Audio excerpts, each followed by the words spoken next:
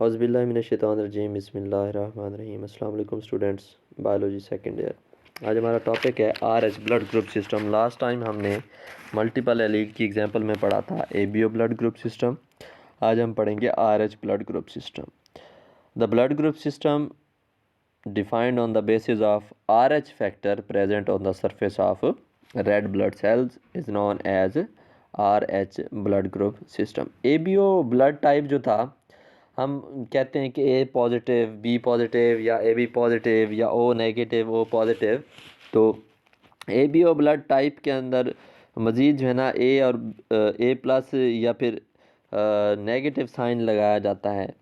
तो ये पॉजिटिव या नेगेटिव साइन जो है वो प्रेजेंस या absence of another type of blood group system antigen called RH factor. अब ये जो पॉजिटिव या नेगेटिव साइन है, ये एक एंटीजन के मौजूदगी या गैर मौजूदगी की वजह से लगाया जाता है। जैसे कि मैंने आपको बताया, the blood group system which is based on RH factor present on surface of red blood cells। अगर रेड ब्लड सेल्स की सरफेस के ऊपर RH फैक्टर मौजूद है या RH एंटीजन मौजूद है तो फिर हम उसे कहते हैं पॉजिटिव।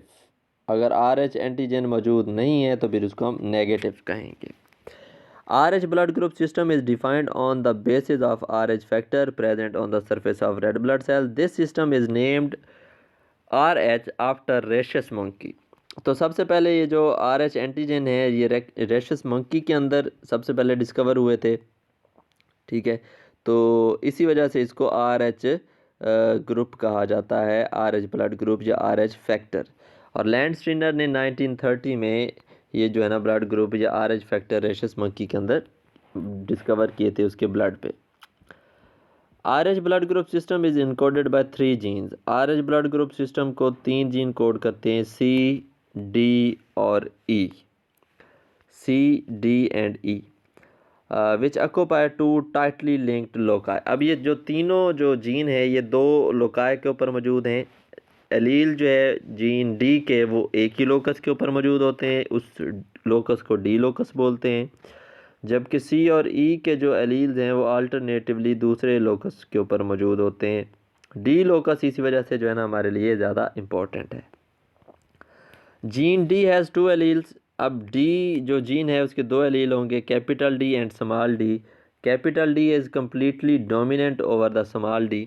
अब एक पर्सन जिसकी जीनोटाइप जो है कैपिटल D है, तो या कैपिटल D या स्मॉल d है, तो उसका जो अंदर RH factor are red blood cells के ऊपर मौजूद होगा और उसको हम कहेंगे RH पॉजिटिव। इसी तरह एक ऐसा बंदा जिसकी जो जीनोटाइप है वो स्मॉल डी है, तो उसके अंदर RH फैक्टर मौजूद नहीं होगा, तो वो RH नेगेटिव कहलाएगा। इसी तरह नेचुरली अकरिंग अगर हम देखें तो role of RH factor in blood transfusion की बात करते हैं हम यहाँ पर। Unlike the naturally occurring anti-A and anti-B antibodies of ABO system, anti-RH antibody production require a stimulus by a human RH antigen itself।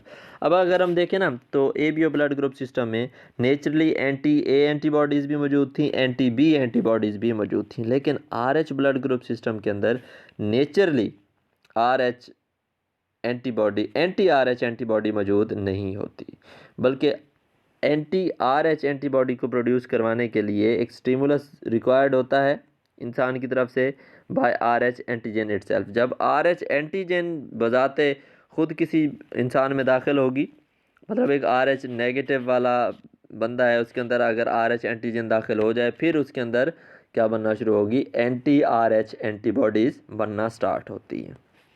Okay.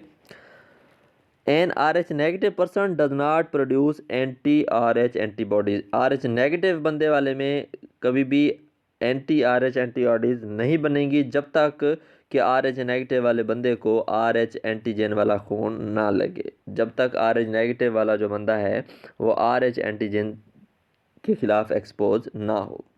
RH plus donor is totally incompatible for RH negative recipient. RH plus वाला जो है वो incompatible है, एक जैसा नहीं है।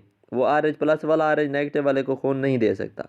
If the RH negative person receive an RH antigen, through wrong RH blood transfusion, he will begin to produce anti-RH antibodies against the RH antigen. अब अगर एक RH नेगेटिव वाला बंदा है, इस RH नेगेटिव वाले बंदे को खून लग जाता है RH पॉजिटिव वाले का गलती से, तो फिर इस RH नेगेटिव वाले बंदे के अंदर anti-RH एंटीबॉडीज़ बनना शुरू हो जाएंगी, क्योंकि इसके अंदर RH जो है एंटीजन मौजूद है। Now RH negative blood clear of any anti-RH antibodies from a donor who has never been exposed to RH antigen can be transfused to RH positive blood. अब RH पॉजिटिव वाला RH negative को नहीं लग सकता, जबकि RH negative वाला blood जिसको कभी भी पहले RH पॉजिटिव ब्लड ना लगा हो या जिसके अंदर कभी भी RH एंटीबॉडीज़ ना हो, ठीक है, तो वो RH नेगेटिव वाला ब्लड जो है जिसके अंदर ना तो RH एंटीबॉडीज़ हों ना ही कभी उसको RH एंटीजन लगे हों तो वो RH नेगेटिव वाला ब्लड RH पॉजिटिव वाले रेसिपिएंट को ट्रांसफ़र हो सकता है। RH does not have antibodies. A donor who has never exposed to RH antigen can be transfused to RH positive. तो अब नेक्स्ट है व्हाट इज़ एरेथ्रोब्लास्टोसिस फिटेलिस। इसको देखते हैं कि व्हाट इज़ एरेथ्रोब्लास्टोसिस फिटेलिस। तो इसको हम मेटरनल फीटल RH इनकम्पैटिबिलिटी भी कहते हैं, माँ और बच्चे के दरमियान RH इनकम्पैटिबिलिटी, RH का एक जैसा ना होना। मेटरनल फीटल इनकम्पैटिबिलिटी तब होती है जब एक RH नेगेटिव वाली वुमेन की शादी जो है वो RH पॉजिटिव वाले मैन से हो और उस वुमेन को प्रेगनेंसी कंसीव हो जाए और एक बच्चा जो है ना हो जिसका ब्लड ग्रुप RH पॉजिटिव वाला हो। अगर मर्द की जीनोटाइप जो है पॉजिटिव डी होगी तो उसके जो ऑफ स्प्रिंग होंगे वो कैपिटल डी स्मॉल डी। अगर मैन की जो जीनोटाइप है वो कैपिटल डी होती है, होमोजाइगस है फॉर द डोमिनेंट एलील, तो इसके ऑफ स्प्रिंग जो हैं वो क्या होंगे, हेट्रोजाइगस डोमिनेंट होंगे और इनके अंदर RH पॉजिटिव फैक्टर भी मौजूद होगा। अगर इन जो मर्द है मैन है उसकी genotype capital D small D होती है, आधे बच्चे जो होंगे उसके उनकी genotype capital D small D होगी जिनके ऊपर RH पॉजिटिव ब्लड वाला जो एंटीजन है वो मौजूद होंगे। अगर रेड ब्लड सेल जो हैं RH पॉजिटिव फीटस के वो प्लेसेंटा क्रॉस करके माँ के ब्लड ग्रुप या ब्लड स्ट्रीम में दाखिल हो जाएं and enter into the RH negative mother's blood stream. अब बच्चा जो है वो RH पॉजिटिव ब्लड वाला है, माँ जो है वो RH नेगेटिव ब्लड वाली है। अगर बच्चे के red blood sales placental barrier को क्रॉस करके माँ के RH नेगेटिव ब्लड स्ट्रीम में दाखिल हो जाएं तो माँ का जो इम्यून सिस्टम है वो रिएक्ट करता है to the fetal RH antigen stimulus by producing large number of anti-RH antibodies. तो माँ के अंदर क्या हो जाता है जी, RH एंटीजन के ख़िलाफ़ रिस्पॉन्स प्रोड्यूस होगा और माँ के अंदर anti-RH एंटीबॉडीज़ बनेगी। जब माँ की anti-RH एंटीबॉडीज़ प्लेसेंटा के ज़रिए सीप करके फीटस के टिश्यू सर्कुलेशन में जाएगी, फीटस के ब्लड में जाएगी, तो वहाँ पर हीमोलाइसिस होना शुरू हो जाएगी, ब्रेक डाउन या फिर busting of red blood cells of the foetus. इस डिस्ट्रक्शन की वजह से क्या होता है, जो फीटस होता है वो एनीमिक हो जाता है, उसके अंदर खून की कमी हो जाती है। बात क्या की हमने कि बच्चा RH पॉजिटिव वाला है, माँ RH नेगेटिव वाली है। बच्चे के RH पॉजिटिव वाला ब्लड माँ के RH नेगेटिव वाले ब्लड में शामिल हुआ है तो माँ के अंदर RH एंटीबॉडीज़ बनना शुरू होगी, anti-RH एंटीबॉडीज़। वो anti-RH एंटीबॉडीज़ जो हैं वो माँ से फिर बच्चे में जब मुंतकिल होंगी तो बच्चे के जो खून में रेड ब्लड सेल्स हैं वो टूटना शुरू हो जाएंगे और अगर ये डिस्ट्रक्शन कंटिन्यू रहेगी तो फ्यूटस जो है वो एनीमिक हो जाएगा, उसमें खून की कमी हो जाएगी। एनीमिक फ्यूटस जो है इमेच्योर एरेथ्रोब्लास्ट या white blood cells blood stream में दाखिल करना शुरू कर देता है। इसी वजह से ये हीमोलाइटिक डिजीज़ जो है न्यू बॉर्न की कहलाती है एरेथ्रोब्लास्टोसिस फिटेलिस। एरेथ्रोब्लास्टोसिस, एरेथ्रो मतलब वाइट ब्लड सेल्स, ब्लास्टोसिस का मतलब होता है इमेच्योर एरेथ्रोब्लास्ट का पैदा होना, फिटेलिस मतलब फीटस के अंदर। दिस एनीमिया में लीड टू एबॉर्शन और स्टिल बर्थ। अब इस एनीमिया की वजह से, खून की कमी की वजह से एबॉर्शन भी हो सकता है और अभी भी बर्थ के चांसेस भी मौजूद हैं। एबॉर्शन और still birth. Even if the pregnancy continue, अगर प्रेगनेंसी कंटिन्यू रहेगी, लीवर और स्प्लीन जो है फीटस का, बच्चे की लीवर और उसकी स्प्लीन वो स्वेल हो जाते हैं, सूज जाते हैं, क्योंकि लीवर और स्प्लीन से जो है ना रैपिडली तेज़ी से रेड ब्लड सेल्स पैदा हो रहे होते हैं। ब्रेक डाउन प्रोडक्ट जो है रेड ब्लड सेल्स का, जिसको हम बिलरुबिन कहते हैं, ये फीटस में जमा होता रहता है बिलरुबिन, जिसकी वजह से ब्रेन सेल्स डैमेज हो जाते हैं और बच्चे की जो स्किन है और वो स्किन और उसकी जो आइज़ हैं वो वाइट हो जाती हैं, ठीक है। सॉरी, वाइट आइज़ जो हैं वो येलो हो जाती हैं, सॉरी माय मिस्टेक। बिलरुबिन जो है वो ब्रेन सेल डैमेज करेगा और उसकी स्किन और वाइट आइज़ जो हैं उनको येलो बना देगा। तो इस कंडीशन को हम बोलेंगे जॉन्डिस। अब देखें, रेड ब्लड सेल्स ज़्यादा पैदा हुए, रेड ब्लड सेल्स के ज़्यादा पैदा होने की वजह से स्प्लीन और लीवर जो है वो क्या हो गए, स्वेल हो गए। अच्छा, अब रेड ब्लड सेल्स ज़्यादा पैदा होंगे, ज़्यादा टूट रहे हैं। अब रेड ब्लड सेल्स के टूटने की वजह से बिलरुबिन पैदा होगा। ब्रेक डाउन के बाद एक इंटरमीडिएट कंपाउंड होता है, बिलरुबिन जो है ना बच्चे के अंदर जमा होना शुरू हो जाएगा, जिसकी वजह से उसकी स्किन और आइज़ येलो हो जाएंगी। इस कंडीशन को हम कहेंगे यरकान।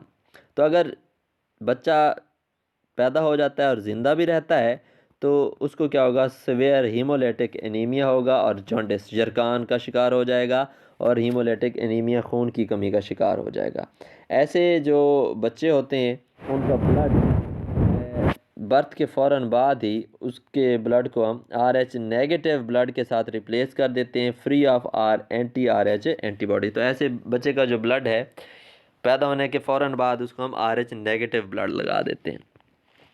अब यहाँ पर देखते हैं effect of fetal RH incompatibility on the first pregnancy. अगर फर्स्ट RH इनकम्पैटिबल प्रेगनेंसी में not face much problem.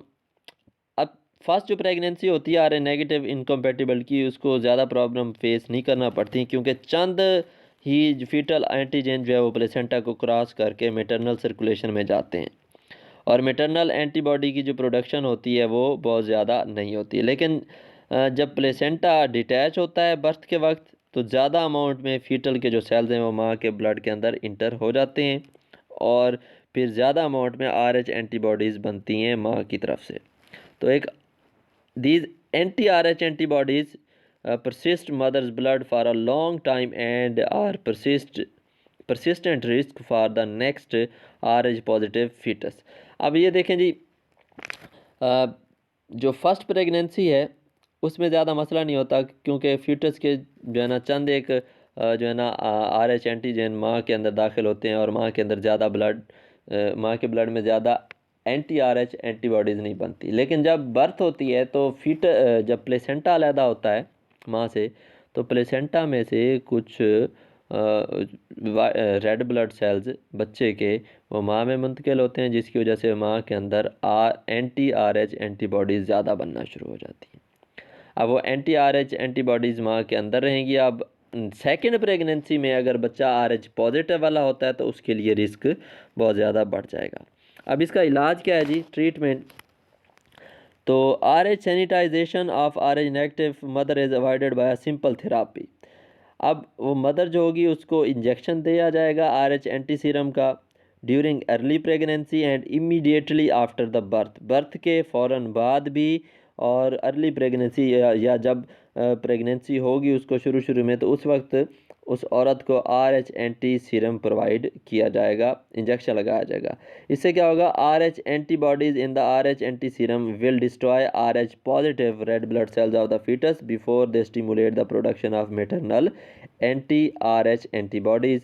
The injected anti serum disappear before the next pregnancy. अब यहाँ पे क्या होगा, RH एंटीबॉडीज़ मौजूद होती हैं RH एंटी सीरम के अंदर, वो क्या करेंगे, फीटस के RH positive red blood sales को डिस्ट्रॉय करेंगे, इससे पहले कि फीटस के RH positive red blood sales माँ के अंदर anti-RH एंटीबॉडीज़ बनाना शुरू करें। अब ये जो सीरम है, एंटी सीरम इंजेक्ट जो किया है, ये नेक्स्ट प्रेगनेंसी से पहले ख़त्म हो जाएगा। बाज़ औक़ात अगर हम इस बॉक्स को देखें तो बाज़ औक़ात कहता है ABO इनकम्पैटिबिलिटी जो है वो बेबी को ज़्यादा सीवियर RH इनकम्पैटिबिलिटी से बचाती है। अगर ओ मदर जो है वो A पॉजिटिव या B पॉजिटिव बेबी को कंसीव कर ले तो कोई भी फीटल के जो टिश्यू सेल्स हैं A या B type red blood cell mother में इंटर होंगे मदर के ब्लड में, तो क्विकली जो है मदर का जो अंदर एंटी-A या एंटी-B एंटीबॉडीज़ बनेंगी। एंटी-A और एंटी-B एंटीबॉडीज़ जो हैं इन रेड ब्लड सेल्स को जो A पॉजिटिव या B पॉजिटिव वाले जो रेड ब्लड सेल्स हैं इनको मार देंगे और इनके ऊपर RH जो फैक्टर मौजूद होगा, RH एंटीजेंस जो मौजूद होंगे उनको भी मार देंगी। पहले बजाय इसके कि क्या हो एंटी-RH एंटीबॉडीज़ बने माँ के अंदर, एंटी-RH एंटीबॉडीज़ बनने से पहले ही ये A या B वाले जो रेड ब्लड सेल्स हैं A पॉजिटिव या B पॉजिटिव वाले इनको जो है ना एंटी-A या एंटी-B एंटीबॉडीज़ की वजह से मार दिया जाएगा, किल कर दिया जाएगा। After that epistasis. एपिस्टेसिस क्या होती है? एपिस्टेसिस को हम बोलते हैं जब ऐसा फिनोमिना जिसमें एक जीन या जीन पेयर जो एक लोकस के ऊपर मौजूद हो वो इंटरफेयर करे या हाइड करे जीन या जीन पेयर के इफ़ेक्ट को, वो जीन या जीन पेयर जो किसी दूसरे लोकस के ऊपर मौजूद हो। When an effect caused by a gene or gene pair at one locus interfere with or hide the effect caused by another gene or gene pair at another locus, such a phenomena of gene interaction is called epistasis। अब ये epistasis और dominance ये दोनों मुख्तलिफ चीज़ें हैं। Dominance में क्या होता था, एलील्स के दरमियान एक ही जीन लोकस के ऊपर जो एलील्स होते थे उनका एक दूसरे के ऊपर इफेक्ट था, लेकिन एपिस्टेसिस में ऐसा नहीं है। एपिस्टेसिस में जो है जो इफेक्ट है एलील या जीन के दरमियान वो डिफरेंट जीन लोकाई के ऊपर मौजूद है। जब एक जीन या जीन पेयर जो एक लोकस के ऊपर मौजूद हो वो दूसरे जीन पेयर जो दूसरे लोकस के ऊपर मौजूद हो इनके इफ़ेक्ट को हाइड कर दे या इनके इफ़ेक्ट के साथ इंटरफेयर करे, ऐसा रिलेशनशिप कहलाता है एपिस्टेसिस। ओके इसकी एग्जांपल है Bombay phenotype. The expression of ABO blood group type against antigens by IA और IB gene depends on the presence of another gene. अब ये एबीओ ब्लड ग्रुप टाइप में हम कहते हैं जी एंटीजन A एक्सप्रेस हो रही है या एंटीजन B एक्सप्रेस हो रही है, तो एंटीजन A या B का एक्सप्रेस होना ये डिपेंड करता है एक दूसरे जीन H के ऊपर। अब एबीओ लोकस जो है एबीओ ब्लड ग्रुप वाला जीन जो है वो क्रोमोसोम नंबर 9 पे है, जबकि H लोकस जो है वो क्रोमोसोम नंबर 19 के ऊपर मौजूद होता है। ये MCQ में भी आते हैं। H जीन जो है एक प्रिकर्सर सब्सटेंस को H सब्सटेंस में चेंज करता है। ये H सब्सटेंस जो है एक एंजाइम प्रोड्यूस करता है जो कि शुगर इंसर्ट करेगा, that insert a sugar onto a precursor glycoprotein on the surface of red blood cells. Only then antigen A or antigen B specified by IA or IB gene could attach to this sugar of the substance। अब सबसे पहले क्या होगा, अगर फ़र्ज़ किया जी IA या IB मौजूद है, एंटीजन A और एंटीजन B मौजूद है, तो एंटीजन A या B को रेड ब्लड सेल की सरफेस के साथ अटैच होने के लिए H फैक्टर की ज़रूरत है। H जीन क्या करता है, एक प्रिकर्सर सब्सटेंस को H सब्सटेंस के अंदर कन्वर्ट करता है। ये H सब्सटेंस जो है एंजाइम प्रोड्यूस करेगा, वो एंजाइम क्या करेगा, शुगर को ग्लाइकोप्रोटीन के साथ अटैच करवाएगा। Insert a sugar onto a precursor glycoprotein on the surface of red blood sales. अब जब शुगर जो है ग्लाइकोप्रोटीन के साथ अटैच होगी तभी जाकर A और B एंटीजन जो हैं वो रेड ब्लड सेल्स की सरफेस के ऊपर जाकर अटैच हो सकते हैं। दो बातें यहाँ पर बताई गई हैं। पहली बात है कि A और B एंटीजन हैं, दूसरी बात ये है कि H सब्सटेंस की वजह से एक एंजाइम बनता है, वो एंजाइम ग्लाइकोप्रोटीन के साथ शुगर को अटैच करवाता है। जब ग्लाइकोप्रोटीन के साथ शुगर अटैच होगी तब जाकर एंटीजन A या antigen B red blood cell की सरफेस के साथ अटैच होंगे। अब हम देखें अगर रिसेसिव एलील जो स्मॉल h है वो कभी भी शुगर इंसर्ट नहीं कर सकता ग्लाइकोप्रोटीन के मालिक्यूल के साथ, तो इस तरह से जो स्मॉल h वाला जो इंडिविजुअल होगा उसके अंदर अटैचमेंट की साइट नहीं होगी एंटीजन ए या एंटीजन बी को अटैच करने के लिए। तो ए और बी एंटीजन जो हैं वो रेड ब्लड सेल की सरफेस के साथ अटैच नहीं हो सकेंगी और ब्लड प्लाज्मा में तो रहेंगी लेकिन अटैच नहीं हो सकेंगी। इनका रेड ब्लड सेल जो होंगे एंटीजन ए या एंटीजन बी इनके ऊपर नहीं होंगे। Thoroughly lack the I A and I B genes. अब अगर हम देखते हैं कि रेड ब्लड सेल की सरफेस के ऊपर एंटीजन ए या एंटीजन बी मौजूद नहीं है, तो इसका ये मतलब बिल्कुल नहीं है कि इनके ऊपर थारोली आई ए या आई बी जीन है ही नहीं उस बंदे के अंदर। उनके अंदर जीन्स हैं लेकिन उनके अंदर आर एच फैक्टर या आर एच सब्सटेंस ना होने की वजह से शुगर ग्लाइकोप्रोटीन के साथ नहीं जुड़ पाती। जब तक शुगर नहीं जुड़ेगी तब तक ये जो एंटीजन है ये रेड ब्लड सेल की सरफेस के साथ बाइंड नहीं करेंगे। They are phenotypically like O. अब फिनोटाइपिकली तो ये पर्सन जो है इसका ब्लड ग्रुप ओ की तरह होगा, लेकिन जीनोटाइपिकली ये ओ नहीं होगा बल्कि ए या बी होगा। तो their phenotype is called Bombay phenotype. अब यहाँ पर देखें, अगर हम ए ब्लड ग्रुप तो इसके साथ जो है वो ए एंटीजन जुड़े हुए हैं, बी ब्लड ग्रुप में एंटीजन बी जुड़े हुए हैं, ए बी में एंटीजन ए और एंटीजन बी दोनों हैं, ओ में जो है ना कोई एंटीजन नहीं होता। बॉम्बे फिनोटाइप में एंटीजन ए मौजूद है लेकिन ये जुड़ा हुआ नहीं है। एंटीजन ए है लेकिन ये जुड़े हुए नहीं है, फॉल ऑफ कर जाएंगे रेड ब्लड सेल की सरफेस से। क्यों नहीं है जी ये जुड़े हुए, ये इसके साथ मुकम्मल तौर पर अटैच क्यों नहीं है? क्योंकि ये जो पर्सन होगा ये स्मॉल एच वाला होगा जिसके अंदर एच सब्सटेंस प्रोड्यूस नहीं हो रहा, एंजाइम प्रोड्यूस नहीं हो रहा जो कि शुगर को ग्लाइकोप्रोटीन के साथ जोड़ेगा और फिर उन शुगर के साथ ये वाले एंटीजन जाकर जुड़ेंगे। तो इस ऐसा रिलेशनशिप कहलाता है Bombay phenotype. Now what is pleiotropy? Pleiotropy को देखते हैं हम। पिलियोट्रॉपी क्या होती है? ऐसा फिनोमिना जिसमें एक सिंगल जीन जो है दो या दो से ज़्यादा ट्रेट्स को इफेक्ट करे, ऐसे फिनोमिना को कहते हैं pleiotropy. When a single gene affects two और more traits the phenomena is called pleiotropy. Such a gene with multiple phenotypic effect is called as pleiotropic gene.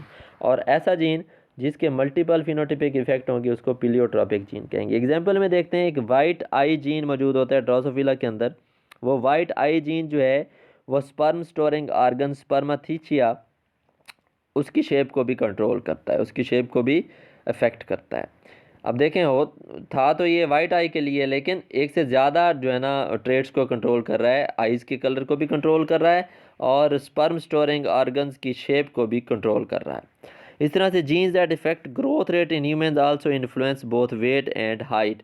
अब वो जीन जो ग्रोथ रेट को इफ़ेक्ट कर रहे हैं वो हाइट और वेट को भी इन्फ्लुएंस करते हैं, उस पर भी असरअंदाज होते हैं। इस तरह से कैट में देखें तो डोमिनेंट एलील डब्ल्यू है, not only makes fur pure white but also causes deafness. अब जो डब्ल्यू वाला एलील है कैट्स के अंदर, ना तो सिर्फ उसकी ये जो फ़र है, जो बाल होंगे उनको प्योर वाइट बनाएगा, बल्कि वो जो कैट्स हैं उनको डीफ भी करेगा, वो बहरी भी हो जाएंगी। इसी तरह से in small W homozygous normal pigmented cats. अब अगर डब्ल्यू स्मॉल है तो नॉर्मल पिगमेंटेड कैट प्रोड्यूस होंगी। मेलानोसाइट जो है जो कि पिगमेंट प्रोड्यूस होता है फ़र के लिए, and also contribute to the hair cells in the inner air and that sense the sound.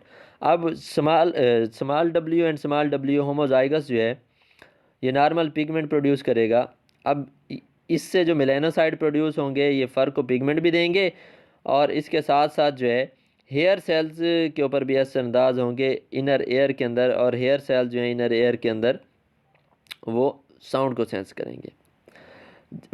When a cat gets W allele its melanocytes fail to develop properly. अब अगर कैट के अंदर capital W allele होगा तो इसके अंदर melanocyte properly नहीं develop हो जाएंगे। मेलानोसाइट्स जो हैं वो क्या करेंगे, failure cause both phenotypes white fur and deafness. अब डब्ल्यू कैपिटल डब्ल्यू है तो कैपिटल डब्ल्यू की वजह से मेलानोसाइट्स पिगमेंट प्रोड्यूस नहीं हो पाएगा। मेलानोसाइट पिगमेंट प्रोड्यूस ना होने की वजह से उसके बाल सफ़ेद हो जाएंगे क्योंकि पिगमेंट ही कोई प्रोड्यूस नहीं हो रहा और वो डीफनेस का शिकार हो जाएगी। So that is known as pleiotropy. Pleiotropy short question Bombay phenotype. और इसी तरह से एपिस्टेसिस का लॉन्ग क्वेश्चन आता है, एरेथ्रोब्लास्टोसिस फीटैलिस का लॉन्ग क्वेश्चन आता है, RH blood group blood transfusion का भी शॉर्ट क्वेश्चन आ सकता है, what is RH blood group और इसको किसने डिस्कवर किया ये भी शॉर्ट में आ सकता है।